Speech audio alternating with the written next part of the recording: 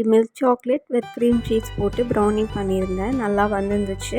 இதில் நான் ஒரு சின்ன மிஸ்டேக் பண்ணியிருந்தேன். அதனால இந்த வீடியோ ஷேர் பண்ணலாமேன்னு தோணுச்சு. க்ரீம் சீஸ் யூஸ் பண்ணும்போது பேக்கிங் டைம் கொஞ்சம் எக்ஸ்ட்ரா எடுக்கும் நார்மலாக நம்ம ப்ரௌனி பேக் பண்ணுறதை விட.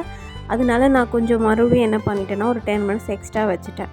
அந்த டைம் ஓவர் பேக் ஆகிடுச்சு. பட் டேஸ்ட் எல்லாமே நல்லா இருந்தது. மேலே சாஃப்டாக வர வேண்டிய அந்த லேயர் கொஞ்சம் ஹார்டாக இருந்தது. மற்றபடி ப்ரௌனி எல்லாமே டேஸ்ட்டாக தான் இருந்துச்சு. இதுக்கான ரெசிபி வேணும் அப்படின்னா நான் கீழே டிஸ்கிரிப்ஷனில் போடுறேன். அதை பார்த்து செக் பண்ணிக்கோங்க. நீங்களும் இதை ட்ரை பண்ணி பாருங்கள். இது நீங்கள் ஸ்கொயர் டின்னில் பண்ணுறது தான் பெஸ்ட்டு. ஏன்னா க்ரீம் சீஸ் யூஸ் பண்ணும்போது நம்ம டின்னில் பண்ணுறது தான் பெஸ்ட்டு. அப்போ தான் நம்ம எக்ஸ்பெக்ட் பண்ணுற ரிசல்ட்டு நல்லாவே கிடைக்கும். மாதிரி அலுமினியம் பாக்ஸில் யூஸ் பண்ணும்போது கூட ஓவர் பேக் ஆக சான்ஸ் இருக்குது. அதனால தான் நான் டைம் கொஞ்சம் கூட வச்சுட்டேன். நீங்கள் ட்ரை பண்ணும்போது அலுமினியம் டின்னில் யூஸ் பண்ணி